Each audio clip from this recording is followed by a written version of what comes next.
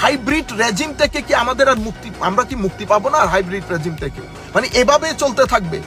গতকালকে দেখলাম পুলিশের সামনে, যেটা যেই সমস্ত চিত্রগুলো আমরা আগে দেখতাম, পুলিশের সামনে বেধড়ক পিটাচ্ছেন একজন প্যান্ট শার্ট পরা লোক, আর পুলিশের সাথে আরো কিছু 2-4 জন জনতা, ওনারা নাকি আম জনতা। ওনারা আম জনতা না। আরেকজন পুলিশ অফিসারের মুখে শুনতেছি যে সাধারণ মানুষ আমাদেরকে সহযোগিতা করছে। কে বলেছে আপনাদেরকে সাধারণ মানুষ সহযোগিতা করছে? সাধারণ মানুষ যদি সহযোগিতা করে থাকে, যারা এই হাজার হাজার লাখো মানুষ বিরোধী এই আপনার প্রটেস্টের জন্য নেমেছে, এরা কারা? তো সাধারণ মানুষ তো সাধারণ মানুষ না, এগুলো প্রত্যেকেই কোনো না কোনো পলিটিক্যাল পার্টির সাথে জড়িত।